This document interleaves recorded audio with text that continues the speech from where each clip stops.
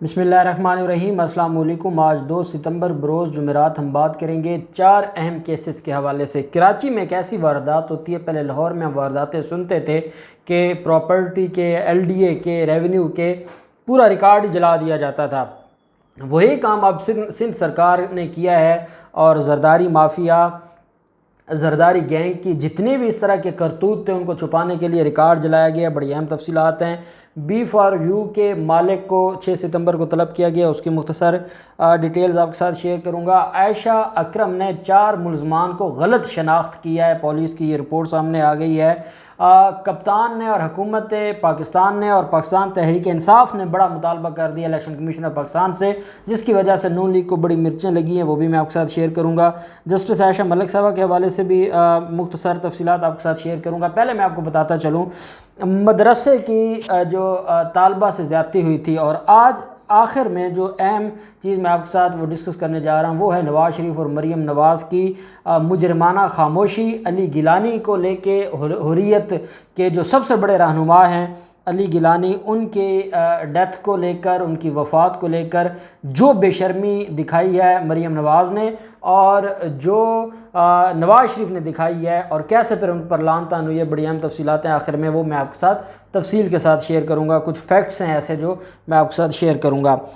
مدرسے کی طالبہ سے زیادتی کیس ہے، ملزم مفتی شاہ نواز کا 4 روزہ جسمانی ریمانڈ عدالت نے منظور کر لیا ہے۔ پیر ودھائی میں مدرسے کی طالبہ سے زیادتی اور اس سے تشدد سے متعلق کیس کی سزا جو سماعت ہوئی، ایڈیشنل سیشن جج عدالت راولپنڈی نے کی، اور کل ملزم کو گرفتار کیا گیا تھا۔ ملزم کی عبوری ضمانت خارج ہوئی تھی، اور آج 4 روزہ جسمانی ریمانڈ پر ملزم کو پولیس کے حوالے کر دیا ہے۔ اب پولیس جانے اور ملزم کی تفتیش جانے، اور میں سمجھتا ہوں کہ یہ 14 دن کا ریمانڈ مکمل کرے گی ہماری عدالت۔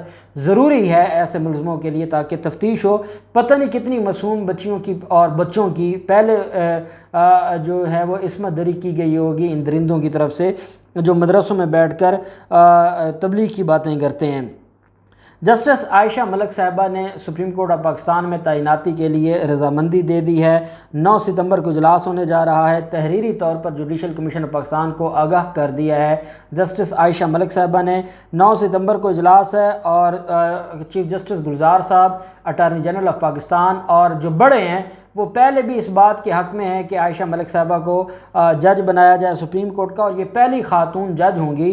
جسٹس مشیر عالم صاحب 17 اگست کو ریٹائر ہوئے تھے، اور ان کے جانے کے بعد ایک جو سیٹ ہے وہ خالی تھی۔ 17 جو کل ٹائم سیٹیں ہیں مستقل جو سپریم کورٹ آف پاکستان میں سیٹیں ہیں، اس میں 16 ہیں۔ 17ویں آنریبل جج ریٹائر ہو گئے تھے، اب ان کی جگہ پر عائشہ ملک صاحبہ کو سپریم کورٹ کا جج بنایا جا رہا ہے، اور 9 ستمبر کو اس حوالے سے اجلاس ہونے جا رہا ہے۔ عائشہ اکرم کیس میں پولیس کی شناخت پریڈ کے حوالے سے رپورٹ سامنے آ گئی ہے، عدالت میں سبمٹ کروائی گئی ہے، اور جوڈیشل مجسٹریٹ نے ٹک ٹاکر خاتون کی شناخت پریڈ کی رپورٹ جاری کی ہے، کیونکہ یہ جوڈیشل مجسٹریٹ کی نگرانی میں ہوتا ہے۔ خاتون نے 6 اور گواہان نے 3 ملزمان کی شناخت کی، تاہم 4 کی غلط شناخت کی گئی۔ جوڈیشل مجسٹریٹ کی رپورٹ کے مطابق خاتون نے 3 گواہان بلال، ریمبو اور صدام کی موجودگی میں 104 ملزمان میں سے 6 ملزمان کو شناخت کیا۔ شناخت کیے گئے ملزمان میں شہریار، مہران، عابد، ارسلان، ساجد اور افتخار شامل ہیں۔ خاتون نے 4 ملزمان کو غلط شناخت کیا۔ چاروں ملزمان جیل میں 6 ماہ سے مختلف مقدمات میں قید تھے۔ اس کی وجہ یہ ہے کہ جب شناخت پریڈ کے لیے لایا جاتا ہے تو صرف اس مقدمے کے ملزمان کو نہیں لایا جاتا۔ ایک دن میں نے آپ کو شناخت پریڈ کا پورا طریقہ بتایا تھا، ابھی اتنا ٹائم نہیں ہے۔ میں نے آپ کو بتایا تھا کہ ایک مقدمہ ہے، جیسے عائشہ اکرم کیس ہے، اگر 5 اس مقدمے میں ملوث لوگ ہیں تو 5 کسی اور مقدمے کے ہوں گے اسی شکل و شباہت یا اسی فزیک کے، اور پھر ان میں سے پہچانا جائے گا۔ ویسے عام روٹین میں جب ایک ملزم ہوتا ہے تو 9 اور ملزمان ہوتے ہیں باقی کیسز کے، ایک اس ریلیونٹ کیس کا ملزم ہوتا ہے، اور پھر گواہ کو یا مدعی کو کہا جاتا ہے کہ اس میں سے پہچانے، تو وہ شناخت پریڈ ہوتی ہے۔ تو جو عائشہ اکرم نے 4 ایسے لوگوں کے اوپر ہاتھ رکھا ہے کہ یہ میرے ملزم ہیں، جو کہ کسی اور مقدمے کے 6 ماہ پرانے ملزم تھے۔ اس کا مطلب کیا ہوا؟ اس کو یاد ہی کچھ نہیں تھا، اور یاد نہیں تھا تو بس اس نے، مجھے لگتا ہے کہ جیسے پنجابی میں کہتے ہیں تکا لگانا، تکا لگایا گیا، اور اس کی وجہ سے جہاں جس پہ ہاتھ گیا وہ اس کی شناخت ہو گئی اور باقی رہ گئے۔ یہ رپورٹ عدالت میں سبمٹ کروائی گئی ہے۔ کہ ٹوٹل 6 ملزمان کی شناخت کی تھی، جس میں سے 4 ملزمان کی شناخت غلط کی، باقی جو ریمبو ہے اور باقی جو گواہان ہیں انہوں نے مزید ملزمان کی شناخت کی، ان کی جو شناخت تھی وہ ٹھیک تھی۔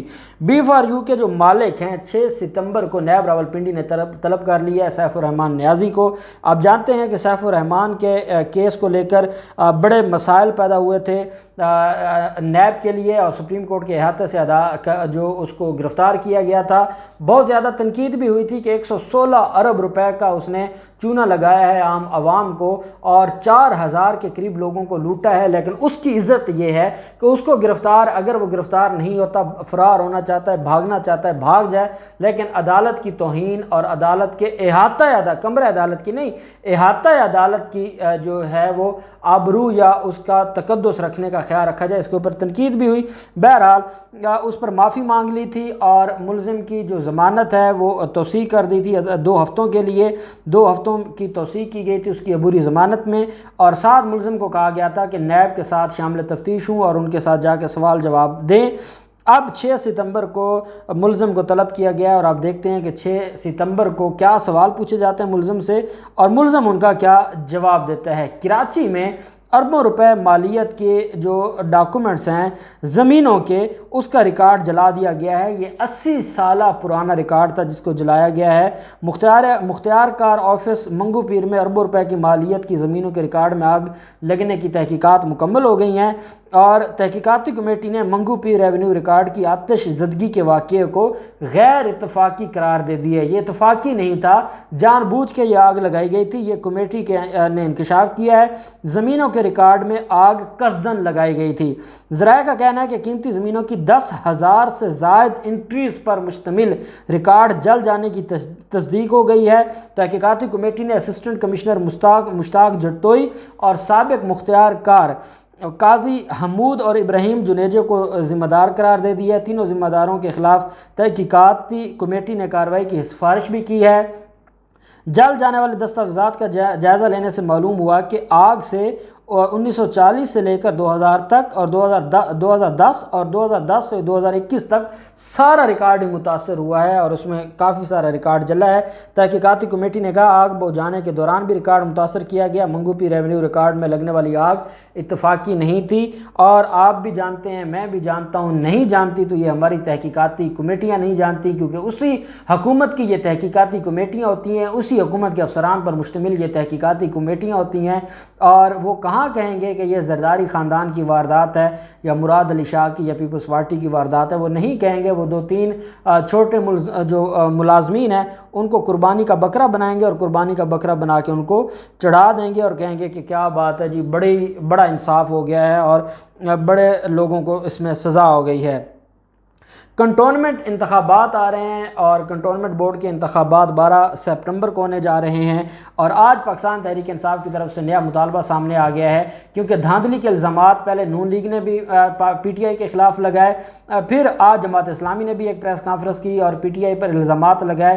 آج پاکستان تحریک انصاف کے آرگنائزر پی ٹی آئی کے جو چیف آرگنائزر ہیں سیف اللہ خان نیازی، اس نے چیف الیکشن کمیشن کو خط لکھا ہے جس میں کہا گیا ہے کہ ماضی کے تجربات سے ثابت ہے کہ فوج کی تعیناتی ناگزیر ہے، اور یہ سیف اللہ خان نیازی کا معاملہ نہیں ہے۔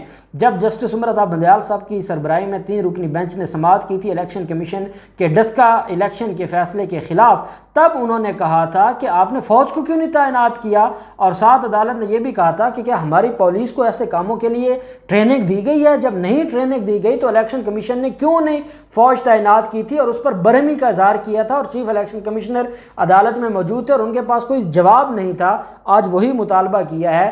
اگر سپریم کورٹ نے یہ فرما دیا یا آبزرویشن دے دیا تو اسی کی ایگزیکیوشن میں تو یہ درخواست دی ہے، اس میں کیوں تکلیف ہو رہی ہے نون لیگ کو کہ جب سے یہ درخواست دی ہے نون لیگ اب چیخ رہی ہے؟ دھاندلی کے بھی آپ دعوے کرتے ہیں، دھاندلی کے الزام بھی آپ لگاتے ہیں۔ جب الیکشن صاف اور شفاف ہو اور اس کے لیے فوج تعینات ہو آپ کو تکلیف ہوتی ہے۔ وجہ صرف یہ ہے کہ آپ نے خود دھاندلی کرنی تھی، وہ دھاندلی روک دی گئی ہے اور اب آپ کو تکلیف شروع ہو گئی ہے، تو یہ تکلیف اور بڑھے گی اور آپ کو تکلیف پہنچائے گا خان، اور یہ معاملہ آگے بڑھتا جائے گا۔ کنٹونمنٹ بورڈ کی جنرل نشستوں پر 12 ستمبر کو جو انتخابات ہو رہے ہیں اس میں یہ کہا گیا، جبکہ نتائج کا اعلان 17 ستمبر کو کیا جائے گا۔ الیکشن کمیشن کی طرف سے جاری بیان میں کہا گیا کہ بلدیاتی الیکشن جماعتی بنیادوں پر کرائے جائیں گے، اور فیصلے کے بعد جماعتوں کے سربراہ کو آگاہ کر دیا گیا کہ وہ امیدواروں کو ٹکٹ جاری کر دیں، اور ساتھ اس میں جو پارٹی نشانات ہیں وہ بھی الاٹ کیے گئے ہیں، اور اب یہ جو معاملہ ہے وہ آگے چلا گیا ہے۔